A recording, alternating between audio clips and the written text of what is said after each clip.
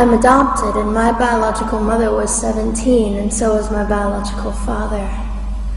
She was 7.5 months pregnant when she decided to go to Planned Parenthood, which is the largest abortion provider in the world, and they counseled her to have a late-term saline abortion, which is a saline solution that is injected into the mother's womb. The baby gulps that solution, it burns the baby inside and out, and then she is to deliver a dead baby within 24 hours. And to everyone's great shock and surprise, I didn't arrive dead but alive on April the 6th, 1977 in a Los Angeles County abortion clinic. What's fantastic about this, about the perfect timing of my arrival, is that the abortionist was not on duty yet. So he wasn't even given the opportunity to continue on with his plan for my life, which was death. And I know that I am in a government building, and a beautiful one it is, and I love your country as well as my own. But I know in the age that we live in, it is not at all politically correct to say the name of Jesus Christ in places like this.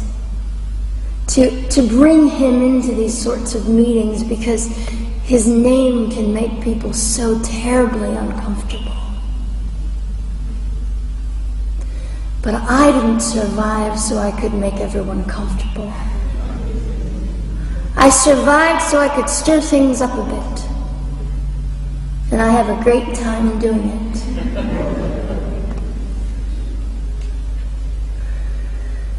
And so I was delivered alive, as I've already said, after 18 hours. I should be blind, I should be burned, I should be dead.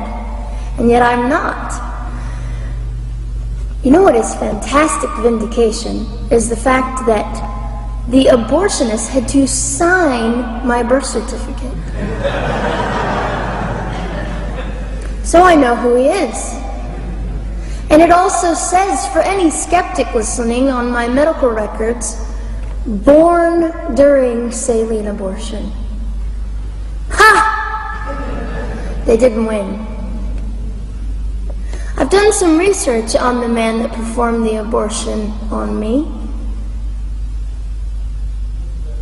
And his clinics are the largest chain of clinics in the United States of America, and they gross $70 million a year. I read a quote from him at some point several years ago, and he said, "I have aborted over 1 million babies, and I consider it my passion." I tell you these things because, listen, ladies and gentlemen, we are in an interesting battle, whether we realize it or not, in this world. It is a battle between life and death. What side are you on?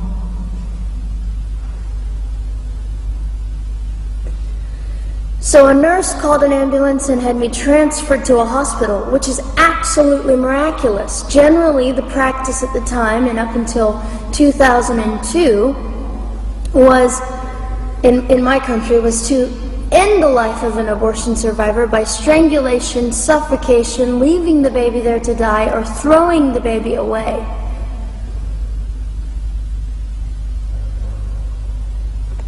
But on August the 5th, 2002, my extraordinary President Bush signed into law the Born Alive Infants Protection Act to prevent that from occurring anymore.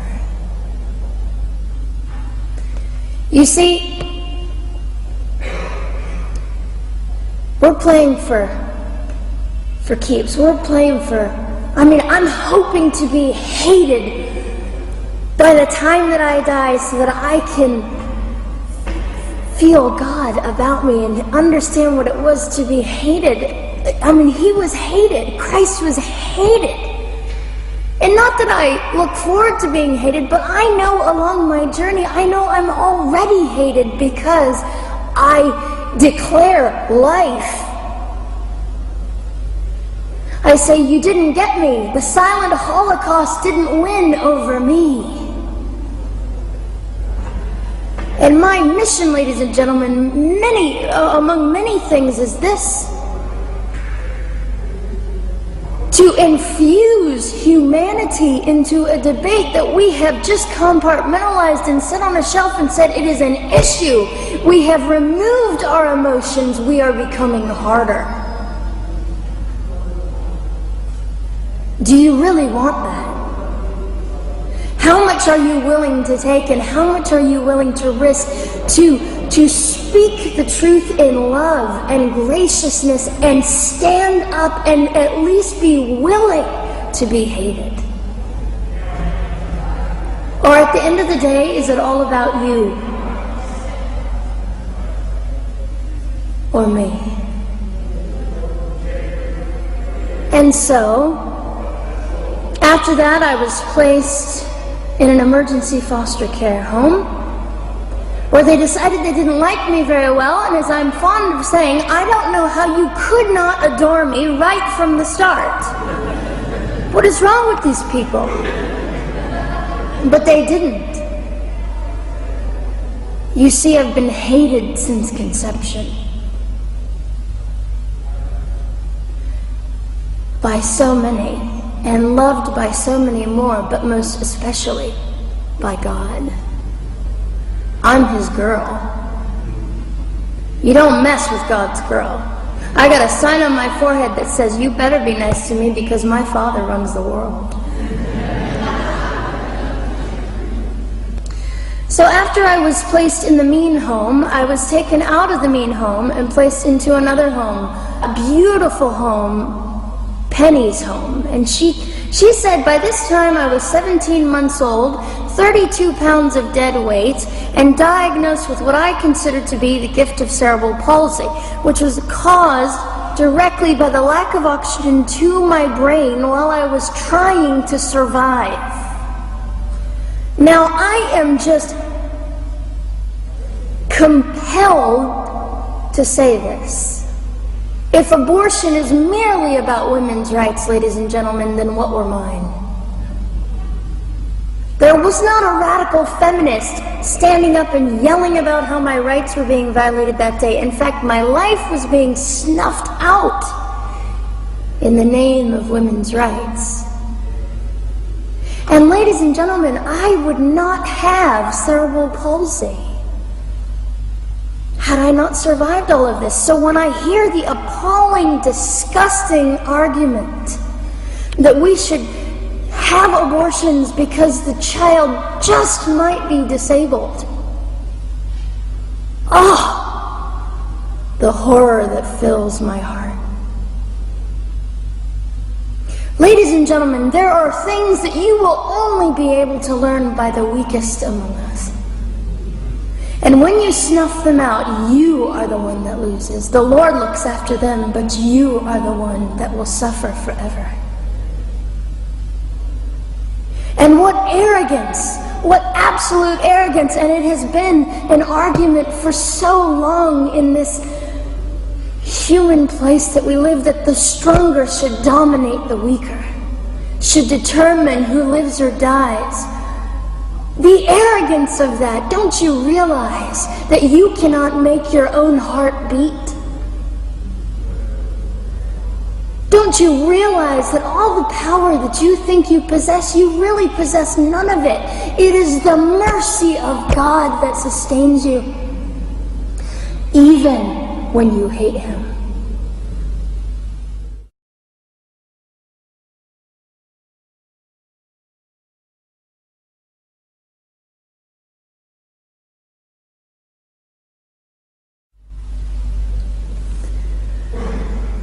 So they looked at my dear Penny and they said, Gianna will never be anything, which is always encouraging. And she decided to ignore them, and she worked with me 3 times a day, and I began to hold up my head, and they said, well, Gianna will never this and never that.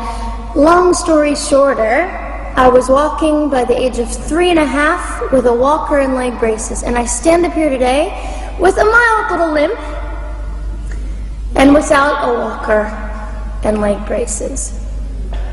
I fall gracefully sometimes and very ungracefully at other times, depending on the situation, but I consider it all for the glory of God.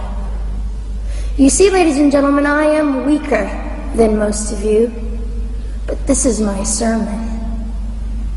And what a small price to pay to be able to blaze through the world as I do and offer hope. And I think in our misunderstanding of the way things work, we misunderstand how beautiful suffering can be. I don't willingly sign up for it, but when it comes, we forget that God is in control and God has a way of making the most miserable thing beautiful.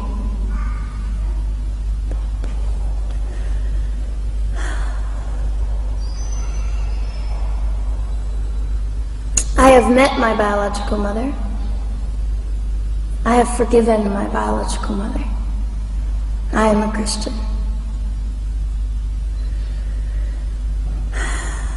She's a very broken woman. She came to an event I was having 2 years ago, showed up unannounced, and said, "Hello, I'm your mother." And it was a very difficult day. And yet, while I was enduring all of this, you'll probably think I'm silly, but I was sitting there and I was thinking, I don't belong to you. I belong to Christ. I'm his girl, and I'm a princess. So no matter what you say, in all your anger and brokenness and rage, it's not mine to keep. It's not mine to carry, and I won't. I was saying all this inside. So ladies and gentlemen, you have an opportunity. But for just a brief moment, I would like to speak directly to the men in this room and do something that is never done. Men, you are made for greatness. You are made to stand up and be men. You are made to defend women and children, not stand by and turn your head when you know murder is occurring and do nothing about it. You are not made to use women and leave us alone. You are made to be kind and great and gracious and strong and stand for something. Because men, listen to me, I am too tired to do your job. Women, you are not made for abuse. You are not made to sit and not know your worth and your value. You are made to be fought for forever. So now is your moment. What sort of people are you going to be? I trust incredible. I trust, men, you will rise to the occasion. To the politicians listening, particularly to the men, I would say this: you are made for greatness, set your politics aside. You are made to defend what is right and good. This fiery young girl will stand here and say, now's your moment. What sort of man do you want to be?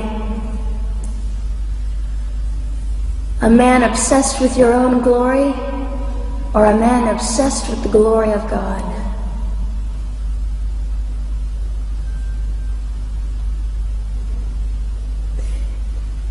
It's time to take a stand, Victoria. This is your hour. God will assist you. God will be with you. You have the opportunity to glorify and honor God in 2008. I'll just end with this. Some of you might be slightly annoyed that all I keep doing is talking about God and Jesus. But how on earth can I walk about limping through this world and not give all my heart and mind and soul and strength to the Christ who gave me life. So if you think I'm a fool, it's just another jewel in my crown. My whole intent in living here is to make God smile. I hope some of this made sense. It just came from my heart. God bless and keep you.